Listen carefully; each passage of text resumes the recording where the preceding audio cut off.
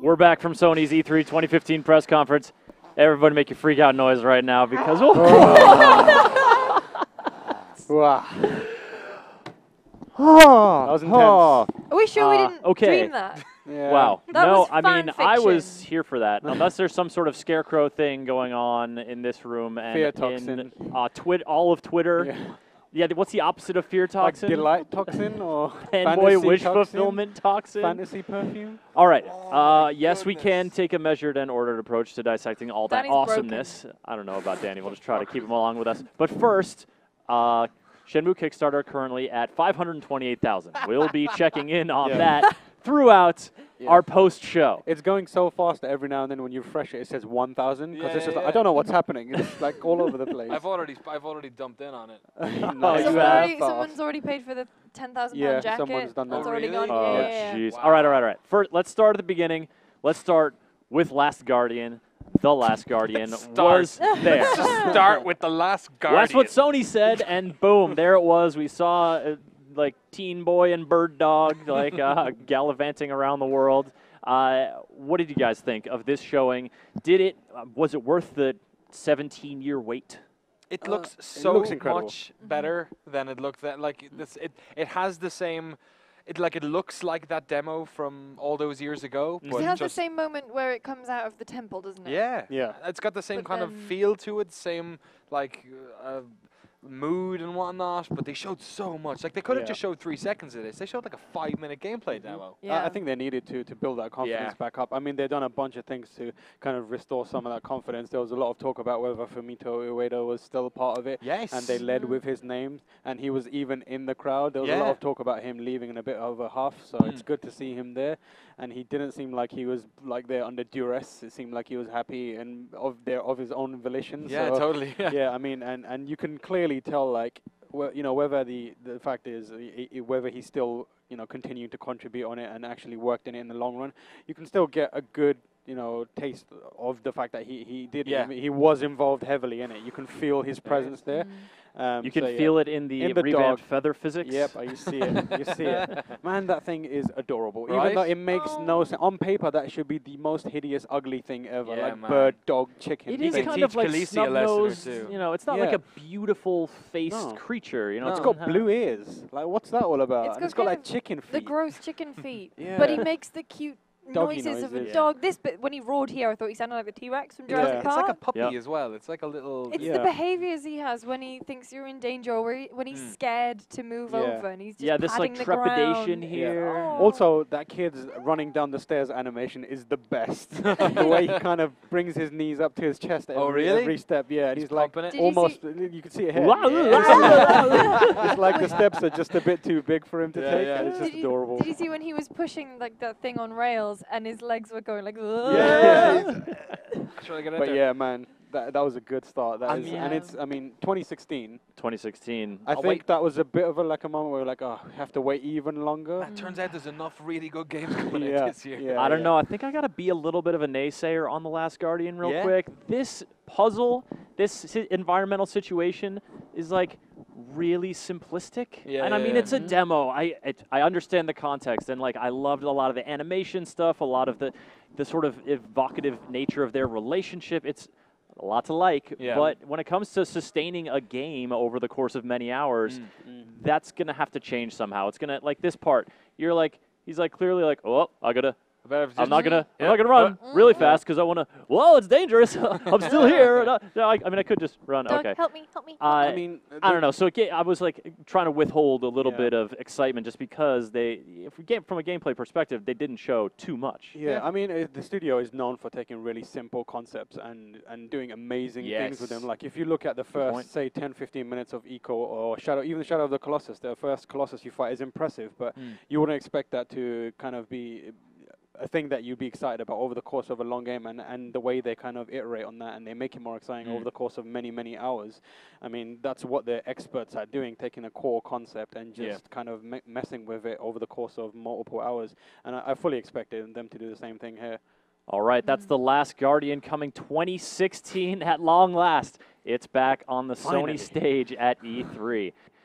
All right, then we went So we went right from The Last Guardian to a completely new game from the folks at Guerrilla Games. Yeah. And this one, I feel like, jumped immediately to my front runner for Game of Show.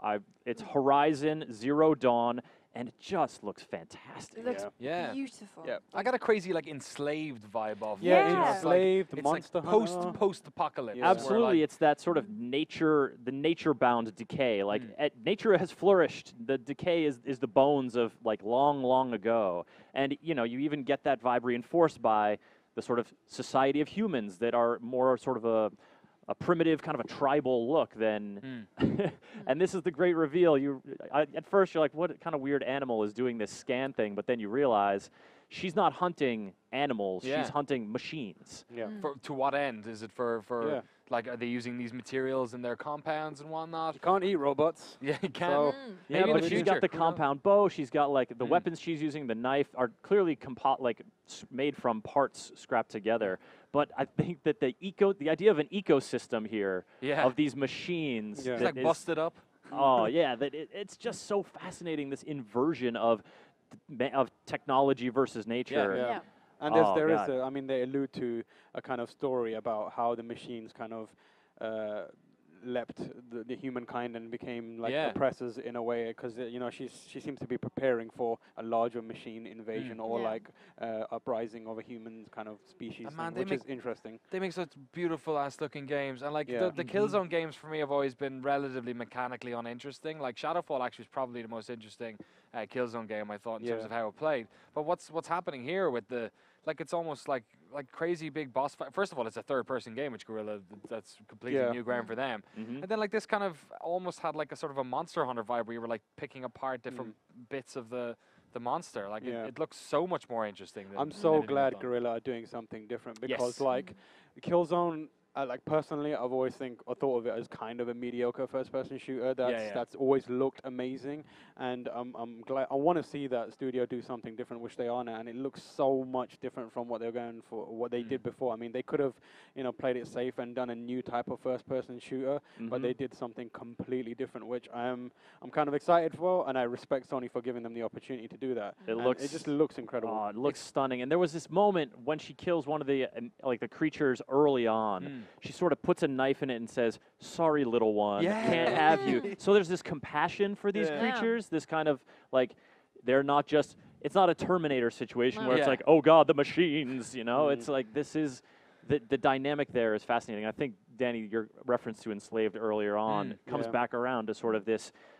This connection to technology as something that's not impersonal, that we can have a connection with. Like it's been there longer than they have even, it's like it's a precursor to their civilization. The other thing I'm getting from the list, Locomotion, what was that game where you had the jetpacks on your legs? You're running around, Xbox 360. Vanquish? Vanquish. Yeah. I got a real Vanquish vibe off this as well. I'm getting a Monster Hunter and Dragon's Dogma vibe from it, the way you have these massive and the bow and arrow part of it. But yeah, it looks incredible. That's Horizon Zero Dawn making a big splash at Sony's press conference here at E3 2015. Now, right after that, or closely on the heels of that, Media Molecule brought out something that was really and I just want to talk about it for a minute because there wasn't a lot to grab onto. It was very like, oh yeah, you just you can paint anything, and that could be a person, and you could tell that or a bear or a person with a bear head. Just sort of this creative palette kind of. Yeah, it seems like we've created this canvas for you. Just go wild with it. I mean, we predicted that Media Molecule would be on the stage with something weird, and they did show up with something mad weird. The stuff that he was drawing was that thing looks kind of ugly, but at the same time, it's kind of fascinating to look at. I mean, it's an interesting idea, and it's kind of in their territory where they're creating worlds for people to explore and share and that kind of thing. It's just a lot like Little Big Planet, but this Dreamverse which they're talking about is quite interesting. I want to see more of it. It's weird. It's one of those annoying developer things where they're like, I know you have questions, but that's the whole point. It's got to inspire questions. Jesus. It's like, why don't you just explain it to me better? Yeah, in a way, it doesn't even feel like a game. It's like Media Molecule's peyote simulator or something. It's just because I guess making the thing is the game. But in terms of gameplay, it very much seems it's almost like a machinima tool or something. It's like Gary's mod. Yeah.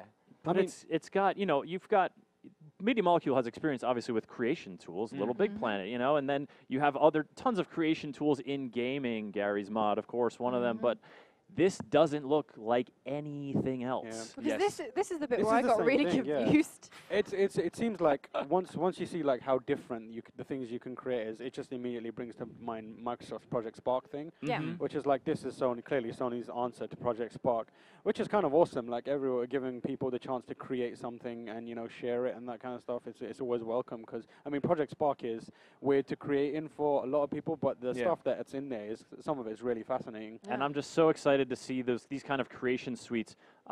Dreams, it looks like trying to be freed from the shackles of a unifying aesthetic. Like it doesn't all look the same. Which was Little Big Planet's problem, was that everything just looked like Little Big Planet. It was super cute, but what if you're not like feeling super cute? You're feeling like a bare-headed pianist with a raven. Just bursting into birds. Yeah, like this just seems like the emotional palette for creativity could be so much broader. Yeah. All right, we also had a big adventure with No Man's Sky during the Sony press conference here at E3 2015. Sean Murray takes the stage. He's sort of doing his flying thing. He's like shooting a dude, and then he goes into that galaxy view. Yeah. It's like, okay, pulls out a little bit. Like, these are all, you see, 100 stars on screen. These are all stars with solar systems that have planets you can explore. And then he just like goes off the rails and is flying at light year speed throughout the galaxy. It's like that thing you do, when you've been like having a couple of drinks on a Friday night and you get in front of YouTube and then suddenly you're watching like Carl Sagan videos about like, the universe is so big. Oh my God. You have to like lie down on the floor for a minute just to feel like you're not going to float off into nothingness. And then he just picks a planet at random. Like, Yeah, it was just so impressive the way that it all worked and came together and it was just seamless the way it just landed. And then, of course, now I'm underwater. Yeah, it's just like just E3 fish. E3 fish. Yeah, we'll just call this planet E3 because chances are none of you are going to find it because we're all so insignificant and we'll have to play this game for 1 billion years before we discover all the But you know that's got to be a thing now, right? There's going to be this cadre of people on the hunt for Sugas Uomi to find their E3 fish and be the first ones to get there. I wonder how long that's going to take. There's something in the way Sean Murray presented it this time. He was a lot less nervous. He was just like, I'm doing this. And he was quite like steamrolling through whatever he wanted to show, like, I'm going to do this now. Less like shaky voice, face touchy kind of thing. Yeah, when they showed the stuff at E3 before, like we saw it behind closed doors, and there was an element of smoke and mirrors with that stuff. Like they hadn't really figured out a lot of these systems, or they weren't like working properly yet. It's clear that you can always tell by Sean with his beard if he's been working. So he gets his programming beard. So now he's got his beard. He's probably been like hard coding for about 6 months. So you can tell that now this is actually coming together. He definitely seems like his demeanor seems like he's more confident in what he's showing. I guess it helps that like the world went absolutely mental after they've showed it for the first few times. So he's like, it seems like he feels like everyone's on board and they just want to see more of it, and he's doing that very surely. I mean, it was expertly crafted demo showing everything you wanted to. Look how much space you have, and this is what you can do in there. This is all the stuff that you will see, and it's just like, man, just let me expertly crafted, and also just kind of random and random. Yeah, this great undercurrent of surprise, like, I'm just going to try to go to this planet. It worked out okay, and then he warps in. Cool. Like, you can sense the, like, all right, this works. And it felt genuine as well, not like, guys, stage demo kind of thing. I just like the end, it was like, there's dogfighting, there's trading, great. Yeah, we're gonna have, there you go. we're going to have all the games, play modes and all that stuff, and let's move on. Crazy. No Man's Sky on the Sony stage here at E3 2015.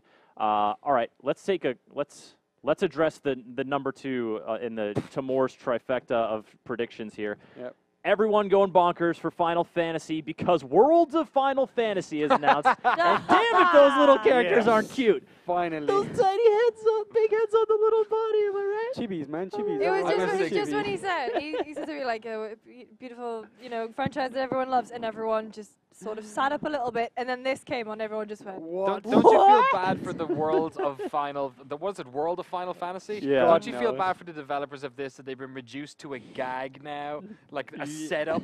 They're the setup to a punchline. I'm sorry, but with Final Fantasy Remake and those cutscenes, who can stand toe-to-toe with that? I mean, we saw... I don't know. Final Fantasy VII, I don't have a, giant outpouring of nostalgia for it. I played it a little bit, but everyone there just losing their minds, everyone around the world. Yep. Final Fantasy VII Remake. It's crazy. Finally happening.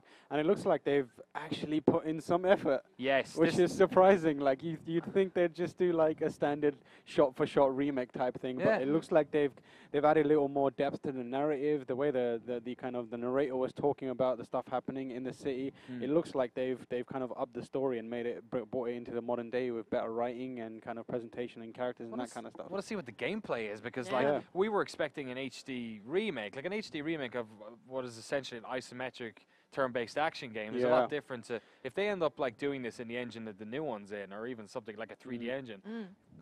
Yes, I mean that is a good point. Like, what is that gameplay going to? Because Final Fantasy and Square Enix has moved away from turn-based quite significantly. So, is this going to be a turn-based game, or is it going to be something closer to like Final Fantasy 15, Kingdom Hearts, that kind of thing, where it's more action-focused? It did say remake. Yeah, he did say remake. You know, yeah. I reckon it will probably be a lot more action-focused, the way Kingdom Hearts is. But I'm down for that. Like, I'd rather not play another turn-based version of the same game, just up-res. But yeah. It looks pretty amazing. Finally, everyone can stop moaning about it. It's happening. We've very few games to moan about left. I know. Like, Sony's just knocked them all down. Yeah. Like, let's just move on. We fought out yesterday, and then Sony just did basically all of them then today. Final Fantasy VII Remake. It seemed like it said debut on PlayStation 4. So it might be an Xbox version coming soon. Maybe even a PC version. Yeah. Yeah. That's Final Fantasy VII, and a quick check-in on Shenmue III Kickstarter watch. Now at $662,000. It'll be funded by the end pledge of the $2 million goal. Yep. So let's talk about Shenmue III, the third of the, oh my god, I can't believe they did that. Yeah. But a little bit. But they didn't really do it. Yeah. Not they quite just there. kind of said that, you know, they would like to make this game. We're not going to fund it. You guys can. And just, I think it was a great springboard for the Kickstarter. Yeah. Certainly. So they haven't like gone into details about what this means yet, right? Because the big rumor that was going around was that there would be a Kickstarter, and then if it actually made its its goal, that then Sony would front the rest. I mean, that $2 million is what they asked for. That is not enough. No, that's not enough to make a game.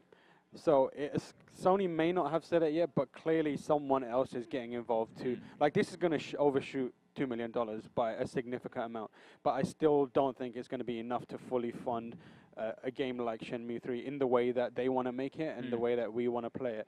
So if I had to bet, I reckon that Sony will still cough up some cash for it. We're yet to confirm that. Sony hasn't said anything on it or explained it. This is going to blaze past its goal into like stretch goal madness as well. But I mean, the game development are now in the hundreds of millions for like, you know, most modern day games. So it's going to take a lot more than most Kickstarters will ever. I mean, if it reaches hundreds of millions, then it's probably going to be the craziest Kickstarter of all time. But yeah, it's good to see it's finally out. But that is what a lot of games are doing on Kickstarter now. It's gone up by 80 grand or something. Just while we started this segment. You know, with the Castlevania, Igarashi's Castlevania announcement, he straight up said, listen, I have backers that are providing 90% of the funding for this game. They just need, like, it's almost like the show of faith, like the proof of an audience that Kickstarter provides. And so maybe that's more of what this is, you know. If it's a drop in the bucket of the game design budget, it's proof that people want it. And if judging from the reaction of folks at the convention center and also here, Shenmue 3 is something that people are really hyped on. I'm not surprised. I reckon Sony will get properly. I mean, it's a win-win scenario if it reaches its Kickstarter, because I mean, for fans of the classic, this is everything they've ever wanted, and for Sony, they can just start cranking up the marketing machine to present it as a new IP to people who've never played it before. Like, this is a game that's got so much lineage and heritage. You should check it out, that kind of thing. So if Sony does get involved, it's in their benefit. And for the rest of us, we get to play Shenmue 3. If it sucks, who cares? If it doesn't, it's out of the way. I bet by the time, because most of Europe's asleep right now, except for the clever people who stayed up to watch this. Good job, I bet by the time everyone watches this on demand on GameSpot.com, that thing's already funded. Yeah, absolutely. It's getting funded quickly. It's going at an incredible pace. The Shenmue 3 Kickstarter up, announced at the press conference here at E3 2015. Now, a lot of Sony's show was actually taken up by third-party games, non-Sony exclusives, but stuff that they were showcasing, stuff that Microsoft didn't showcase, sort of exclusivity stuff that we were talking about before the show. So let's run through a few of those quickly. I think the first one to surface was Assassin's Creed Syndicate. Yeah. So they showed off Evie. Yes. Finally. And oh my God, she is nasty. She's got some moves. Oof, that cane sword. Yeah. Remember that she just flipped the dude up on a table and he got squished? Yeah, she's like killing dudes in this industrial foundry. She tosses one dude into the molten metal bin. Yeah, and I love that how it was the complete opposite of what Jacob's narration was trying to present her as. Like, as this, she's figured out the subtleties of, you know, dealing with, and she's like, no, I'm just straight up ganking people as well. Like, you can't see me, but I'm stabbing fools badly. Yeah, it is. She is clearing this place out. Yeah. Assassin's Creed Syndicate, one of the third-party things to show up in Sony's press conference. Of course, we also had Destiny, the Taken King. Hey. More Destiny. My man Eric Tay losing his mind. Him and Dan Mahorak were just like, oh my God! Very excited. We got a glimpse of some of the new subclasses for the Titan, Warlock, and Hunter. I think I saw like a glowing axe at one point. There was like an Emperor Palpatine-esque lightning hands. Yeah. Like, and then maybe a bow and arrow? Or like it was glowing as summoned. And, you know. That's some Warhammer 40K nonsense happening there. Whether those are sort of in-game events, raid-specific stuff, or whether they are actually the subclass I don't know for certain. Excuse me. Oh, there's the bow. There it is. There you go. That's gotta be something. That's the bow from Prey. Yeah, it is. It's Tommy Hawk's bow. The I am dead, now I must live again. My granddad told me how to use it in my space dreams. Oh, it's a hammer. That's what it is. Look at this, hammer time. Yeah, it looks pretty cool. Around. I used to have that as a paladin in World of Warcraft. Remember that one? The amount of variety that we're seeing here is quite impressive. As someone who's taken a character up to level 25 and just got bored out to tears with doing the same crap over and over again, I'm kind of excited to get back into it and check it out. It looks like a full game now. A little bit before you hit I this might stuff. do. Yeah, might have to put in a little work. A game that you are probably going to hit the ground running to more Street Fighter 5. Yep. They announced 2 new characters, Birdie and Cammy. They announced. New. Yeah, there's question marks all over that one. Never seen these guys before. Yeah, so Birdie and Cammy, brand new to this game.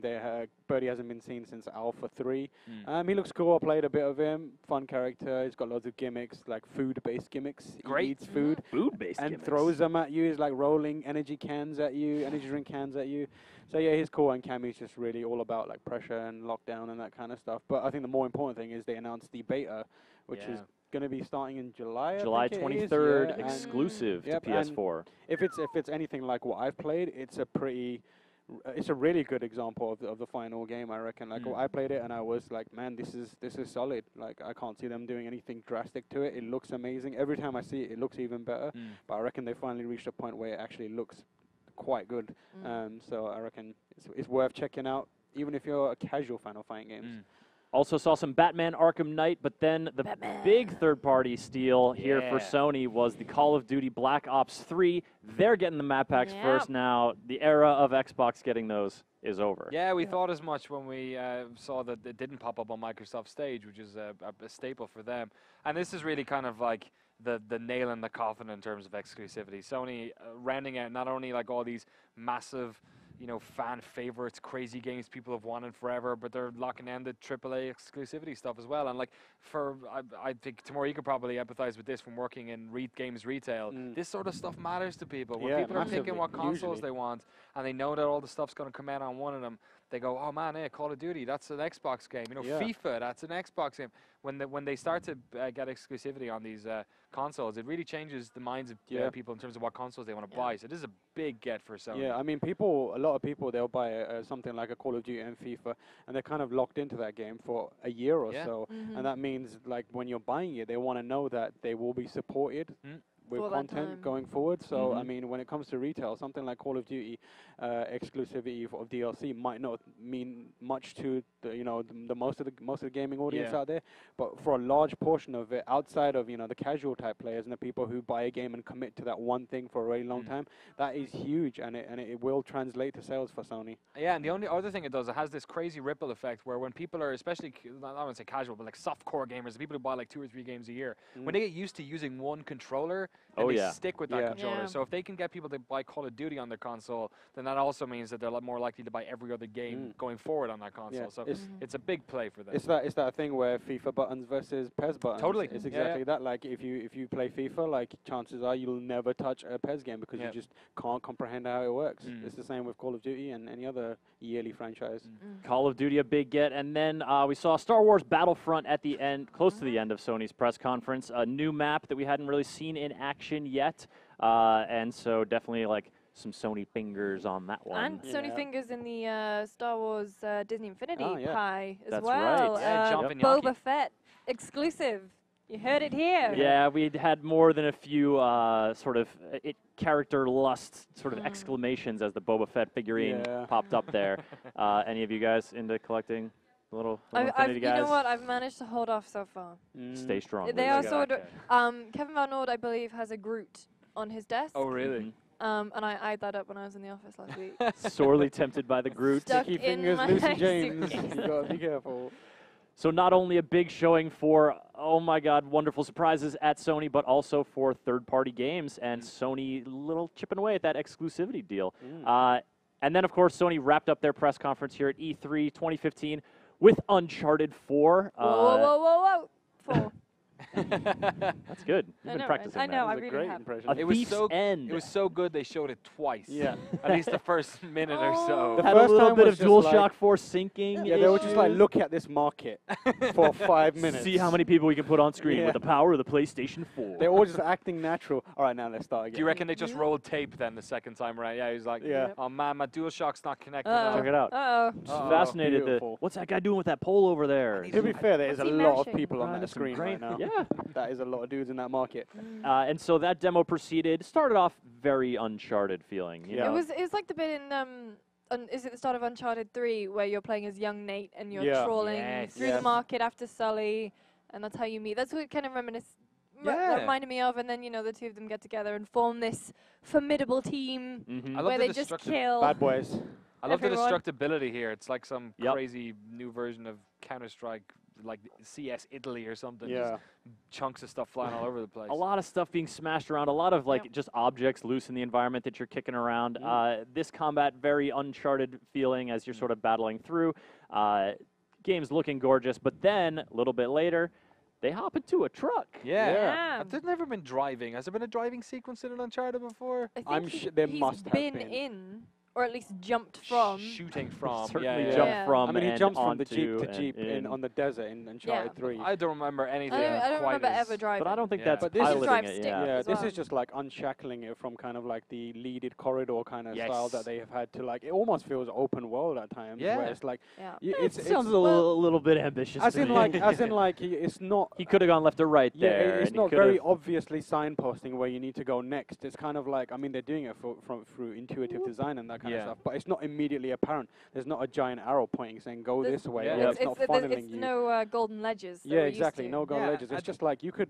I mean, hopefully there's not a fail state if he chucks a right here and just Yeah, drives back yeah. up or something. Well, they But- like the best sort of action games. They're giving you the illusion of an open Yeah, world, exactly. which is enough, you know. And Uncharted has certainly done that to great success in their past. I mean, it's always been a series that's been about creating that illusion of options, you Yeah. know, and that illusion of, oh my God, I just picked this crazy path along the way. That was so great, even though there's no other way you could have No other gone. path. But they sell it. They sell it well, and they certainly sell this well. And we all just started laughing delightedly as he just bombarding down roofs, and then Yeah. like a monster truck over a huge bunch of parked Yeah. cars.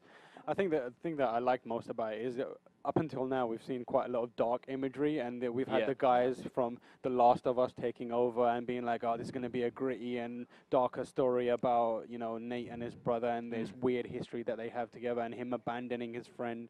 But it's good to see that they still have the kind of like Indiana Jones, this is just crazy fun romp kind of angle to it too. Nate and is- Sully quipping their way Yep. through life imperiling Destroying situations. Literally everything around them. It's just like the great one-liners are still there. Like, what is it? I got it. I don't got it. Yeah, exactly. Hold And on. What do you think I've been doing? Watch Like, out for the yeah. goat. Does he hit this goat? I looked like he did the first time. That goat is Oh. running fast. There was a little That- weird that goat goat animation over there animation for a was- second. Get on it, Naughty Dog. And then this bit, And of then course, straight What up a like great just ending. cool Oh, this was a Spider-Man really style good hair, ending. Yeah, which we're is going to watch this excellent, for sure. Yeah, there's no way you can get this far and not watch it. It's Look just, at it's this just Didn't this happen in classic. Terminator 3? Yeah. It's classic Uncharted, isn't Oh it? Like my when you God. think that you've reached the kind of peak of adrenaline rush, they do something Just do one crazy more like thing. This. Yeah. Yep. There it goes. Uncharted 4, A Thief's End, wrapping up Sony's E3 press conference here at E3 2015. This has been the end of a long day of press conferences. We've Yep. had Oh, 4 man. today Yeah. and 1 last night. That's 5 of 7 we're going to be seeing tomorrow. We've got a Nintendo Direct in the morning and then Square Enix. Yep. So Kingdom Hearts, Kingdom Hearts, Kingdom Hearts. Yeah. So it's a little too early to tally all of the press conferences told, but certainly heavy hitters today and last night with Bethesda, Microsoft, EA, Ubisoft, and Sony. Let's get some general impressions here. How are you guys feeling about Calling this E3? This might be Yeah. this might be the It's best hard- E3 ever. It's hard to This top might- that. And if it is, then Sony's presentation Is might be the best kind of, yeah. presentation. You cannot to bring out like one game is like that everyone's been looking forward to. This E3 we have had. There's very few games that exist in the realm of like desire and speculation. That Fallout 4, The Last of Us, a Final Fantasy VII HD remake. And then on top of that, like Shenmue 3, like what the fuck is What like rumors are we Half-Life going to write 3 is about in the the news cycle I know, anymore? There's we're no out of rumors work. left. We're out of work. Like this is crazy. Like, We shut it down. all of these games we'll be looking forward to forever. Like Yeah. it's just absolutely insane. And it's insane that they are cashing all those checks in one press Yeah. conference or in one show. In the space of 24 hours. Yeah. We just had all that. We've had like a lot of good conferences. Like, let's not forget Microsoft conference was Yep. actually really good. Yep. It's just like Sony just came in and was just like, we're just going And to they have take the this last shit word over. too. Yeah. It's the end of the day of the Yeah. reporting cycle. You Yeah. know, like that. Tomorrow's a new day of Yeah, E3, exactly. new news coming. But like for me, I think the highlight of the day, I think for me, is still that HoloLens It demo. was wonderful. Watching that Minecraft thing just captured my imagination of like possibility and creativity in the future of games in a way that I was not. Like it's there. I'm optimistic about VR and all that stuff, but to see it like manifested so clearly Yeah. and functioning. Yeah. I think that's where they really had the one up over Sony, is that Sony basically said Morpheus and they were like, oh, this is esports from Morpheus. Yeah. But then didn't really show Yeah. anything, but Microsoft just laid it out in front of you Yeah. and just, it was wonderful. Yeah, Like- good point. Morpheus was actually really scaled back. They Yeah. didn't show much at all. They were. I mean, we should have had a release date and a price, which we didn't get, which is suspicious and kind of weird.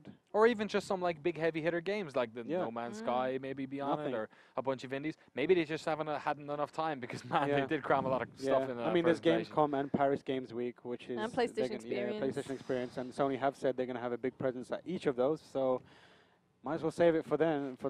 Yeah. It's worth it. Yeah. All right, some more. Lucy, Danny. Oh, sorry. Go ahead. How's Shenmue doing? How's Shenmue doing? My browser says 844,000. Great. Dang. Yowza. 31 days. Let's hope they reach it. Good luck, Shenmue 3. Man, if that game comes out and it sucks, people are going to be so unhappy. Yeah. They'll never want for anything. Yep. All right, some more. Lucy, Danny, thank you so much for joining me here for the Sony press conference post-show. Thanks to everyone here on the GameSpot stage who talked about press conferences all day today. Come on back tomorrow because we are starting early with Nintendo. Someone tell me when that is while I'm still talking right now. 9 a.m.? We've got 9 a.m. 9 a.m. a.m. Thank you. 9 a.m. tomorrow. We are going to be live talking about Nintendo, seeing what they've got to show off. Then there's Square Enix, and of course the kickoff of GameSpot's live stage show from the show floor at E3 at 1 p.m. tomorrow. Stay tuned, folks. Come back and see us tomorrow. It's going to be a great E3.